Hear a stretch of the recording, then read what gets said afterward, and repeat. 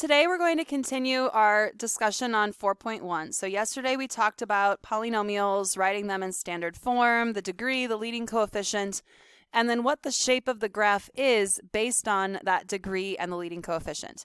So a long time ago, I would actually give graph paper to my students and we would pick x values and plug them in and actually plot points to see a picture of this graph.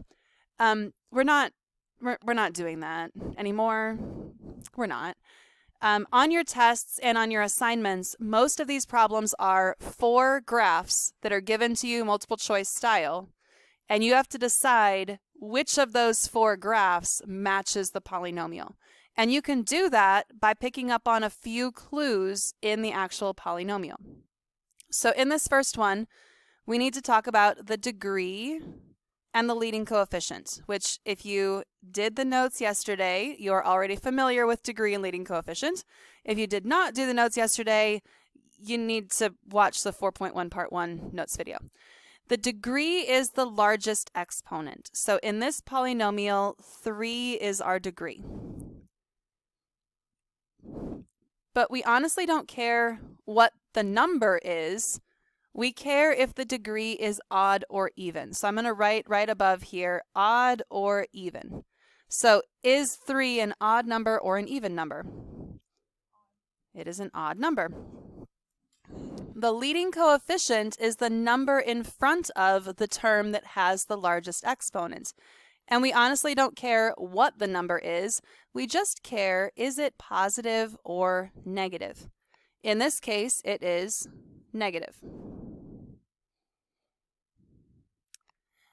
The leading coefficient tells us what the right side of the graph is going to do. Negative leading coefficient means the right side is going to point down. An odd degree tells us that the other side, the other side is going to do the opposite thing. Odd, opposite, even, same.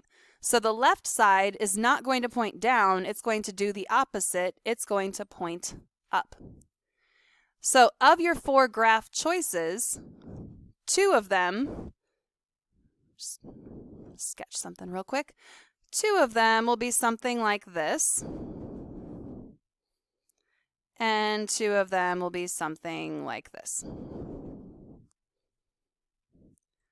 So you want the 2 that the right side points down, but how do you pick which one is correct? There's one more piece of information that's incredibly helpful. That's the number that doesn't have an x.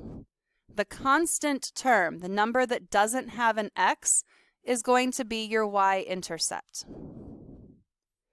So this graph is going to cross the y-axis at -3. So I did a terrible job sketching those because none of those that I circled have a y-intercept of -3, but we can just pretend. So of the 2 choices that we said might work, one of them will probably look like this, and the other one will look like this. Which of those 2 have a y-intercept of -3? The bottom one. -3 below the origin.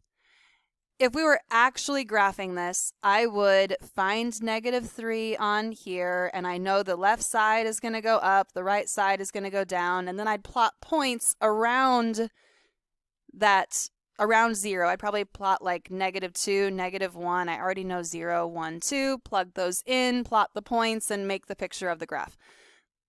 But honestly, I just want you to be able to identify which graph goes with the function.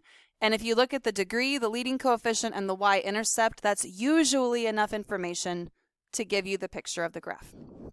So let's try example B.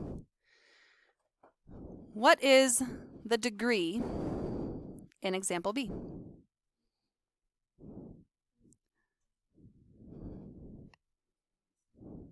Even. And again, with degree, you might want to write above it even or odd. So even would be like a 2, 4, 6, 8. So 4 is an even number. Our degree is even. That means the 2 ends are going to point in the same direction, both up or both down. The leading coefficient is the number in front of the term that has the largest exponent. What number is in front of this one? A 1. But we don't care that it's a 1. We care, is it positive or negative? It is positive. So leading coefficient positive means the right side of the graph is going to point up. What is the left side going to do? Also point up. Something will happen in the middle. These graphs tend to be kind of crazy looking. But the important thing for picking the correct answer is where it crosses the y-axis. This one is going to cross the y-axis at 4. So if I try to sketch 2 of these, let's do, there's one. Which of these 2 graphs would you pick, the bottom or the top? The bottom, because it has a y-intercept at positive 4. Now, there's a couple problems with this on your assignment, because this problem on your assignment might actually be written like this. G of x equals 4 minus x to the third plus x to the fourth minus 4x squared. This is how the assignment is going to give you the problems. That is not written in standard form. So your degree is not always the first exponent. Your degree has to be your largest exponent, and your leading coefficient has to be the number in front of the term that has your largest exponent. So always look through to try to find your biggest exponent. Another hint that I gave my students first hour, an x squared, I'm just using this, I'll just go over here actually. An x squared graph looks like this. An x to the third graph looks like, oops, that's a little bit too complicated, looks like this. X to the fourth looks like this, kind of a W shape. Actually, I think it's more of just a wide U. X to the fifth starts getting more S-like. X to the sixth starts getting humps in the middle. Do you see how as the exponent gets bigger, the middle section gets more complicated? So there is one problem where leading coefficient and degree and y-intercept, you still have 2 choices that might be right. If it's a larger exponent, if one of them is x to the fifth and the other is x to the third, x to the fifth would be more complicated in the middle than an x to the third graph. So just keep that in mind, that as the exponent gets bigger, the middle section is going to get more complicated and crazy looking. You can also, if you want to, go to Desmos. In Desmos, you can type in exactly as it looks on our notes. So this is g of x equals x to the fourth minus x to the third minus 4x squared plus 4. And that would give you a picture of that graph. Now, if you have to sit and type it into Desmos every single time and then flip between Desmos and the tab with your assignment, that gets to be kind of tough.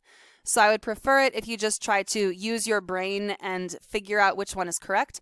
You do have a 2 answer click limit, but on most of these, you can eliminate 2 of the answer choices immediately, and then you're just picking between 2 of them. So using your answer clicks, don't just use your answer clicks to get the right answer. Really try to think about which one is the right answer before you click the check answer button. All right, in Big Ideas Math through Clever, your assignment is 4.1 Part 2.